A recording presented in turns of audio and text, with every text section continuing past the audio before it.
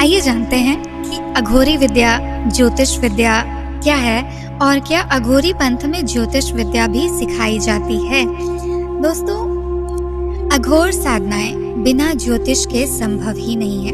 किस नक्षत्र में, कौन से योग करण में, किस मुहूर्त आदि में साधना सफल होगी, इसकी जानकारी के बिना ज्योतिष के हासिल नहीं हो सकती। दोस्तों, दूसरा, जन्म कुंडली में उच्च वर्ग कुंडलियों द्वारा यह भी देखा जाता है कि साधक ने पूर्व जन्मों में कौन सी साधनाएं की हैं, इस जन्म में कौन सी साधनाएं करनी है, कौन इष्ट होगा, गुरु कब मिलेगा, इत्यादि इत्यादि। दोस्तों, इन सभी के पश्चात ही अघोर दीक्षा मिलती है।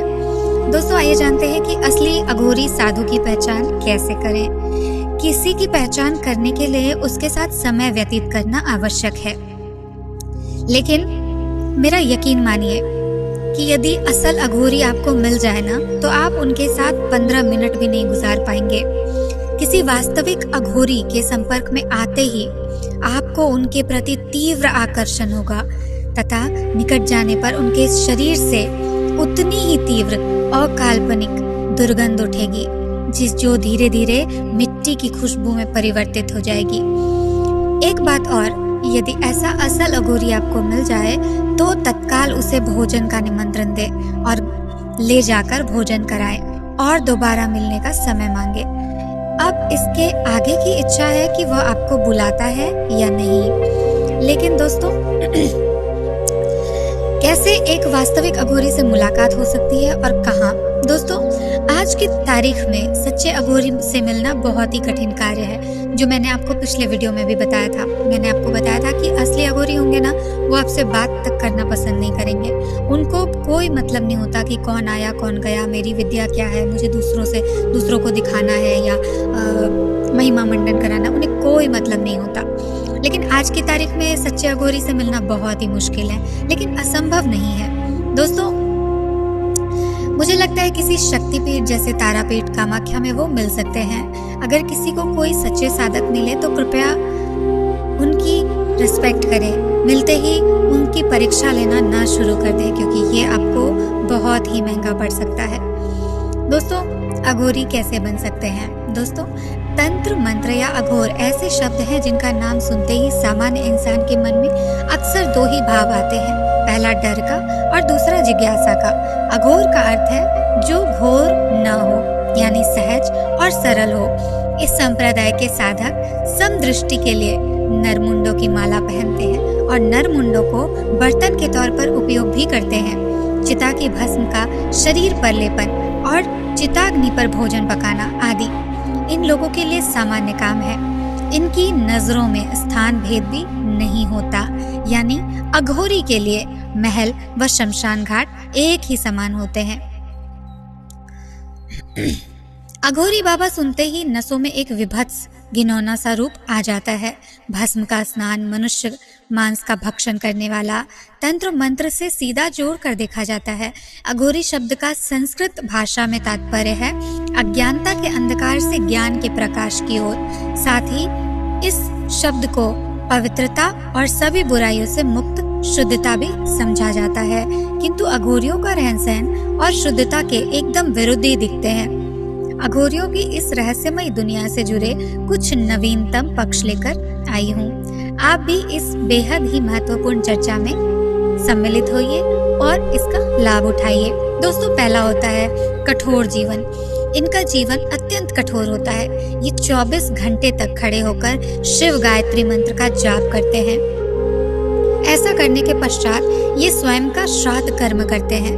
वर्षों तक धूप, वर्षा, ठंड से स्वयं को तपाते हैं, हठ योग करते हैं। जैसे कुंभ के मेले में ये प्रण लेते हैं कि एक पैर पर खड़े रहना है, तब तक कुंभ का मेला है। जब तक कुंभ का मेला है, ये एक पैर पर ही खड़े रहेंगे। यदि उस बीच ये पैर को जमीन पे रख देते हैं तो इसका अर्थ है कि ये अगले कुंभ के मेले तक एक पैर में ही खड़े रहेंगे।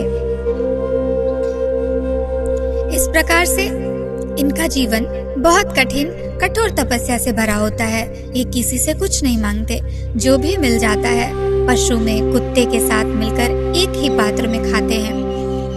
दूसरा, इंसानों का कच्चा मांस खाते हैं। इस बात से लगभग सभी अवगत ही होंगे कि अघोरी कच्चा मांस खाते हैं। ये अघोरी सदैव रात्रि के समय शमशान घाट में ही रहते हैं और अधजली शवों को निकालकर उनका कच्चा मांस पकाकर खाते हैं। शरीर से प्रवाहित होने वाले द्रव्य अर्थात जब शरीर डिकम्पोज होती है तो शरीर का रक्त पानी की तरह बहने लगता है, उसी का ये सेवन करते हैं जो असहनीय गंध से भरा होता है।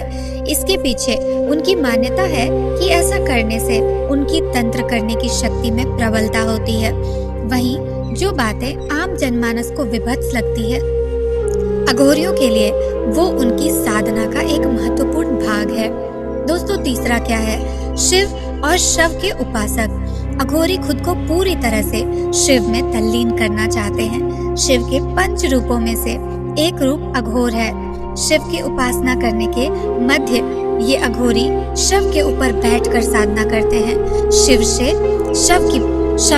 शिव की प्राप्ति, क्षमा करिएगा, शव से शिव की प्राप्ति का यह एक रास्ता अघोर पंथ की निशानी है।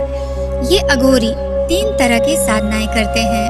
शव साधना, जिसमें शव को मांस और मदिरा का भोग लगाया जाता है। शिव साधना, जिसमें शव पर एक पैर रखकर खड़े होकर शिव की साधना की जाती है, जैसे माँ काली शिव पर पैर रखी थी उसी प्रकार। और शमशान साधना, जहाँ हवन यज्ञ किया जाता है। साथ ही ये साधना में सदैव किसी मजबूत शरीर का ही उपयोग करते हैं, न कि किसी बालक का। चौथा क्या है? शिव की वजह से ही धारण करते हैं नरमुंड।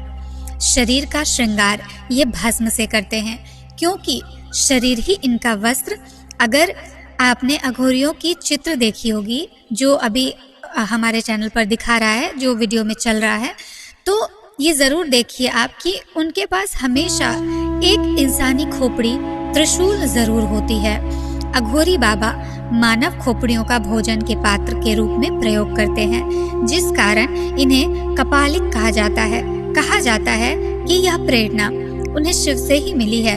किंवदंतियों के अनुसार एक बार शिव ने ब्रह्मा का मस्तक अहंकार उत्पन्न होने के कारण खंडित कर दिया था और उनका सिर लेकर उन्होंने पूरे ब्रह्मांड के चक्कर लगाए थे। शिव के इसी रूप के अनुयायी होने के कारण अघोरी भी अपने साथ नरमुंड रखते हैं। स्वभाव से रूखे होते हैं, किंतु सबसे बड़े दानी होते हैं। अघोरी भले ही स्वभाव से रूखे होते हैं, किंतु अपने पुण्य का फल लोगों को देने में एक क्षण की भी प्रतीक्षा नहीं करते। ये जन कल्याण की भावना से प्रेरित होकर कार्य करते हैं। इनकी आंखों में बहुत क्रोध दिखता है, किंतु मन से ये बहुत ही शांत होते हैं। बालक की तरह अबोध होते हैं। दोस्तों, ये बालक की तरह बिल्कुल अबोध भी हैं। जैसे एक बालक मल मूत्र गंध दुर्गंध सुगंध से मुक्त रहते हैं, ठीक वैसे ही अघोरी भी घृणा से मुक्त होकर स्वयं में मस्त मौला बनकर रहते हैं। इन्हें किसी से कोई बैर नहीं, कोई द्वेष नहीं। इसलिए दोस्तों, जब भी अगली बार अघोरी की बात आए तो बिल्कुल मत डरिएगा, क्योंकि इनके चेहरे की क्रूरता देखकर आप इनके मन की कोमलता का आभास नहीं लगा सकते।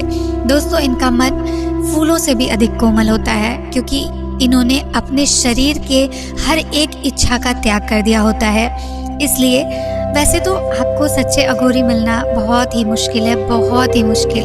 और जैसा कि मैंने आपको शुरू में ही बताया कि अगर मिल गए तो उनके साथ 10 मिनट भी आप नहीं रह पाओगे, और अगर आप रह भी गए तो भी उन्हें पहचानने में आपको देरी नहीं लगेगी। दोस्तों, आपको ये वीडियो कैसा लगा हमें कमेंट बॉक्स में ज़रूर बताइएगा।